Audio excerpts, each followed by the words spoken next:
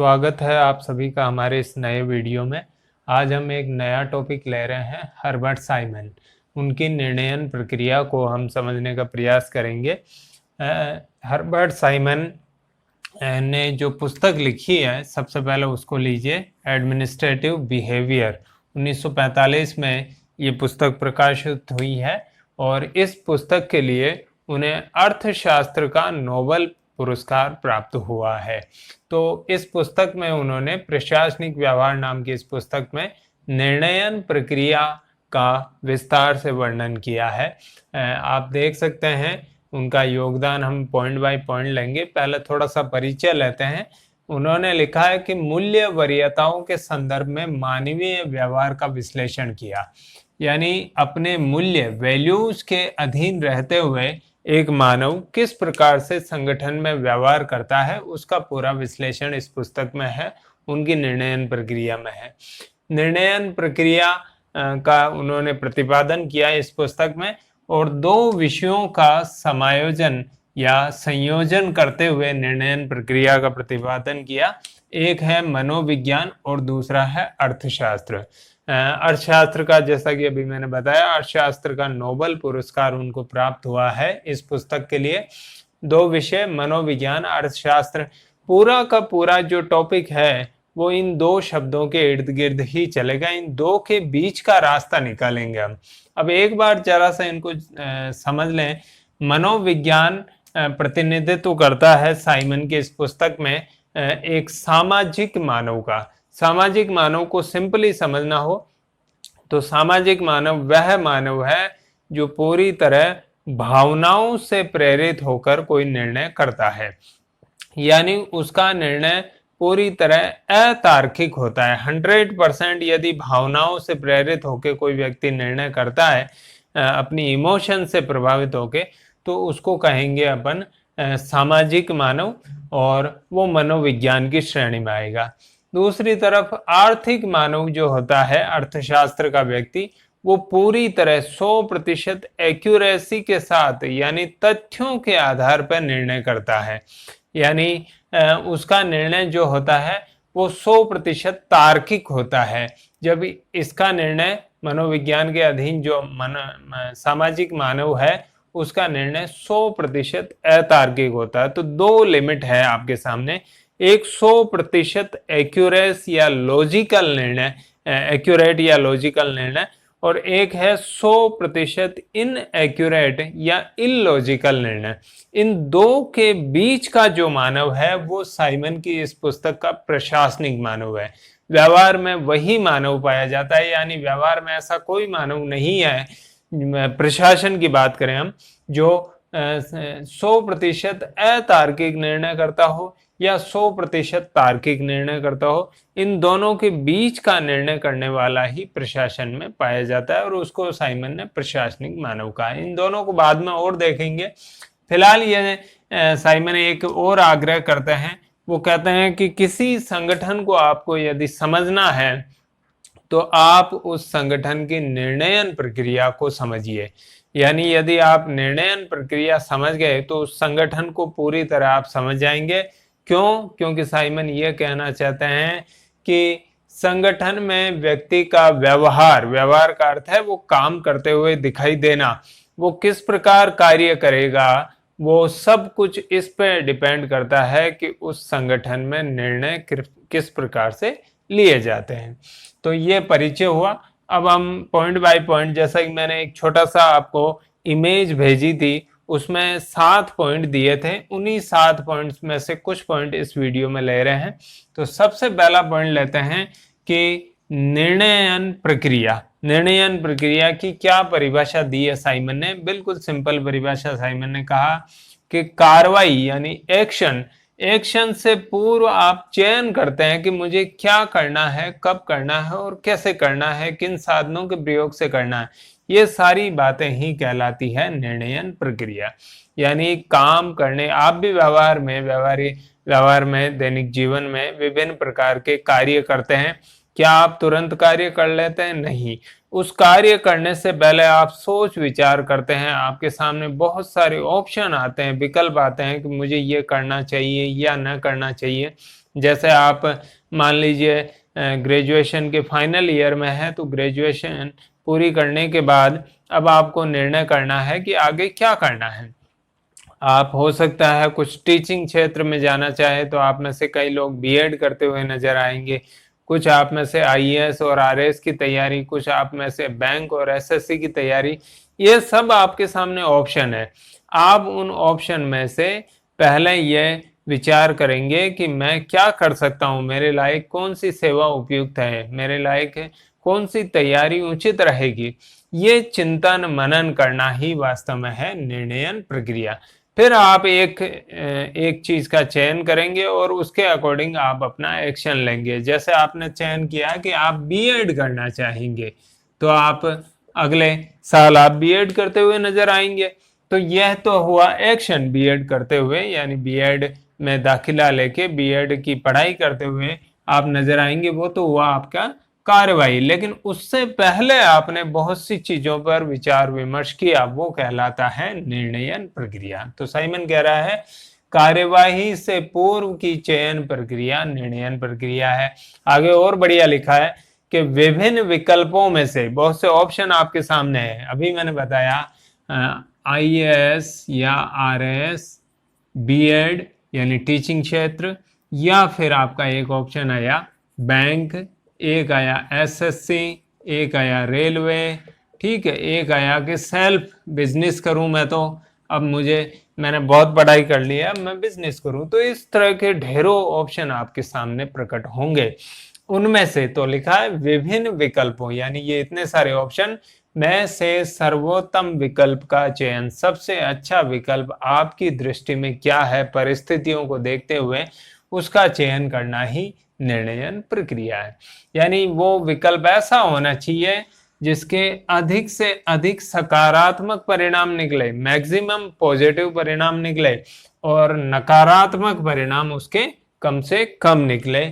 उस विकल्प का चयन करना ही निर्णयन प्रक्रिया कहलाता है।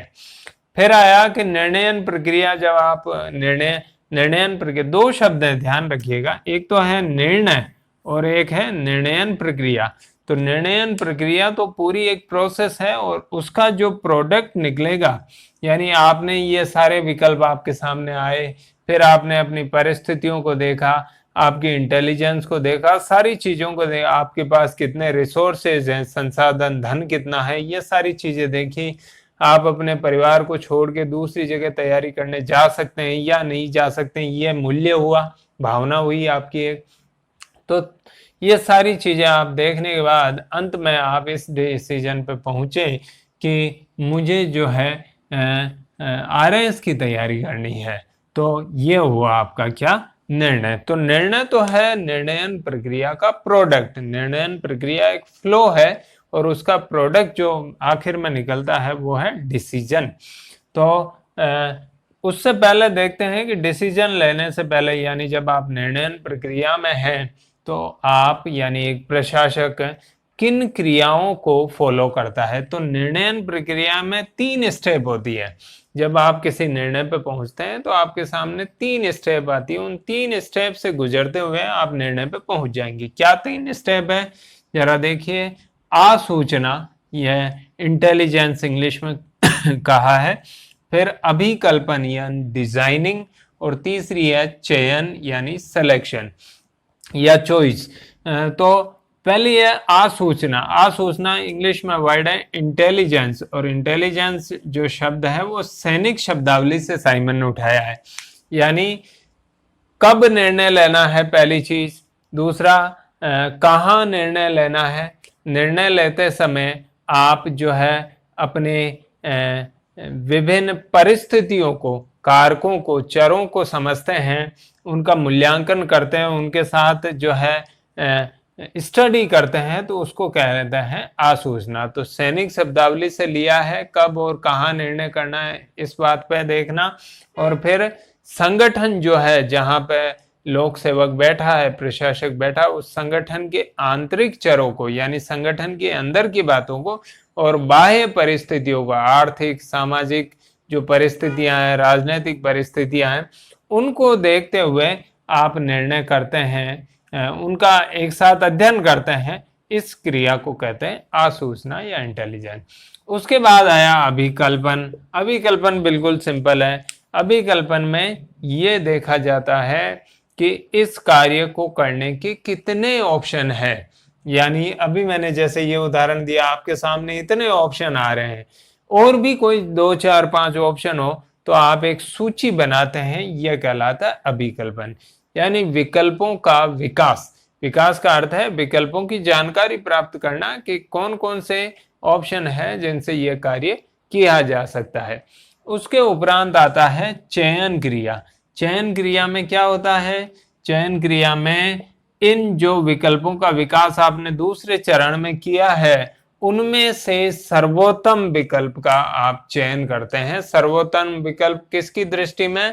निर्णयनकर्ता की दृष्टि में। जो निर्णय करने बैठा है उसकी दृष्टि में सबसे अच्छा ऑप्शन कौन सा है, उसका चयन करना चयन क्रिया में। तो 3 एक बार फिर देखें, निर्णयन क्रिया के प्रक्रिया के 3 चरण, यानी उसमें शामिल 3 क्रियाएं। आसूचना यानी निर्णय कब करना है, कहाँ करना है, कैसे करना है, इसके बारे में अध्ययन करना। संगठन के तत्वों और संगठन के बाहर के तत्वों का स्टडी करना। उसके बाद अभिकल्पन यानी विकल्पों का विकास करना, जितने विकल्प मिल सकते हैं उन सबको सूचीबद्ध करना, उनका विश्लेषण करना कि इनमें से कौन सा जो है महंगा है, कौन सा सस्ता है, कौन सा अधिक समय, श्रम और साधन खाता है, और कौन से में समय, साधन और श्रम कम से कम लगते हैं। ये सारी लिस्ट आप तैयार करते हैं। उसके बाद ये जो लिस्ट तैयार की है, इसमें से एक विकल्प का आप, या ज्यादा भी हो सकते हैं, परिस्थितियों पर डिपेंड करता है, उसका चयन करना। इसके बाद परिभाषा दी है साइमन ने निर्णय की। तो निर्णय की परिभाषा थोड़ी सी अलग दी है, हालांकि बात वही है। निर्णय जो है तथ्य और मूल्य, इनका एक उचित योग ही निर्णय है। लोक प्रशासन या प्रशासन की बात करें, अभी मैं फिर वापस वहीं पे आऊंगा। मनोविज्ञान और अर्थशास्त्र, 2 शब्द दिए साइमन ने। मनोविज्ञान के अनुसार निर्णय वाला व्यक्ति सामाजिक मानव, और अर्थशास्त्र के अकॉर्डिंग निर्णय लेने वाला आर्थिक मानव। इसका निर्णय 100% एक्यूरेट होता है, 100% सही होता है। इसका निर्णय 100% भावनाओं पर आधारित होता है। ठीक है। ये जो निर्णय लेता है वो लेता है मूल्यों पर आधारित। मूल्य प्रतिनिधित्व करते हैं पसंदगी का। पसंदगी यानी आपको क्या पसंद आ रहा है। आपने ये नहीं देखा कि ये हो पाएगा या नहीं हो पाएगा, इसको करने के लिए मेरे पास संसाधन है कि नहीं है, बस आपको अच्छा लगा, आपने बीए की और आपको पसंद आया कि मुझे तो आईएएस बनना है। अब आईएएस बनने के लिए आपको कोई जानकारी नहीं है कि कैसे बना जाता है, कोचिंग कहाँ होती है, या सेल्फ स्टडी, इसका सिलेबस क्या है, भर्ती कौन करता है, कब वैकेंसी निकलती है, चरण क्या है बनने के, कुछ पता नहीं। आपने तय कर लिया मुझे तो ये जो है बनना है, तो ये कहलाएगा आपका कौन सा निर्णय? मूल्य आधारित निर्णय। तथ्य आधारित निर्णय, तथ्यों पर आधारित, यानी आप पहले सारी सूचनाएं आपको ज्ञात है, उसके बाद आप निर्णय लेते हैं, तो वो कहलाता है तथ्य आधारित निर्णय। इसलिए साइमन ने कहा है कि यह सच्चाई की अभिव्यक्ति है। यानी जो आंकड़े आपके सामने हैं, जो चीजें, इंफॉर्मेशन आपके सामने, उसके आधार पर आपने निर्णय लिया, तथ्यात्मक निर्णय है। लेकिन आप केवल अपनी भावनाओं, अंदर एक भावना जागी कि मुझे तो ये करना है, कुछ पता नहीं है, जानकारी कुछ नहीं है, और आपने निर्णय ले लिया, मूल्य आधारित। तो मूल्य पसंदगी की अभिव्यक्ति है, तथ्य सच्चाई की अभिव्यक्ति है। ठीक है, इसके बारे में बस इतना ही देखेंगे। तथ्य मूल्य पर काफी कुछ लिखा है साइमन ने, पर आपके फाइनल ईयर के सिलेबस के हिसाब से इतना देखना पर्याप्त है। फिर निर्णय की एक और परिभाषा साइमन ने कहा है कि यदि आपको तार्किक निर्णय लेना है, अच्छे निर्णय लेना है, तो आपको कौन से निर्णय लेने चाहिए, तथ्य पे आधारित या मूल्य पे आधारित? तो साइमन ने कहा कि ज्यादा से ज्यादा लोक प्रशासन में तथ्य आधारित निर्णय लिए जाने चाहिए, ताकि प्रशासन को विज्ञान बनाया जा सके। यानी तथ्य पसंदगी की अभिव्यक्ति नहीं है, बल्कि तथ्य सच्चाई की अभिव्यक्ति है, और उस पर आधारित निर्णय लेंगे तो प्रशासन का प्रशासन को साइंस कला से साइंस बनाने की, कि प्रशासन कला है या विज्ञान है। कला है लेकिन उसको विज्ञान बनाना है तो आपको तथ्य आधारित निर्णय लेने पड़ेंगे। यानी इस व्यक्ति, इधर से सिंपल सी बात है, मनोविज्ञान से आपको चलना पड़ेगा किस तरफ? अर्थशास्त्र की तरफ। तो आपके निर्णय तथ्य आधारित। एक उदाहरण देता हूं कि जैसे ये कहा गया कि सुबह 4 बजे, यदि एक सेना की बात करें, सुबह 4 बजे यदि शत्रु पर हमला किया जाता है तो उसकी सफलता 100% प्राप्त होती है। कारण इसका कि यह कहा गया है कि 4 बजे जो है शत्रु के ज़्यादातर सैनिक जो है गहरी निद्रा में सोए रहते हैं, तैयार नहीं रहते हैं, और उस समय यदि हमला किया जाए तो सफलता का प्रतिशत उच्च रहता है। यह हुआ एक तथ्य, ठीक है। क्योंकि सुबह जिन जिन लोगों ने सुबह 4 बजे हमला किया है पूर्व में, उनके सफलता का प्रतिशत प्राप्त है, और उसके आधार पर बताया गया है कि यह सफल होता है। उसका आंकड़ों के आधार पर आप उसकी जांच भी कर सकते हैं कि आज से पहले सुबह 4 बजे कितने हमले किए गए और उनकी सफलता का प्रतिशत क्या है, आप जांच कर सकते हैं। मूल्य की बात करूं तो यदि सेना का अधिकारी ये विचार करे कि मुझे हमला करना चाहिए या नहीं करना चाहिए, वो इसी उधेड़-बुन में खोया हुआ है, तो यह हुआ मूल्य। चाहिए या नहीं चाहिए, तो यह है फैक्ट, यानी है, और ये बताता है चाहिए, यानी शुड बी, ये होना चाहिए। तो वो हमला करे या ना करे ये सोच रहा है अभी, तो वो कहलाएगा कौन सा? मूल्य आधारित। ये एक और खास बात है कि एक बार आप मूल्य पर आधारित निर्णय कर लेते हैं, यानी हमला करना चाहिए या नहीं चाहिए, उसके बाद जो भी डिसीजन करते हैं उससे संबंधित, उसको पूरा करने से संबंधित, वो सभी के सभी तथ्यात्मक निर्णय होते हैं।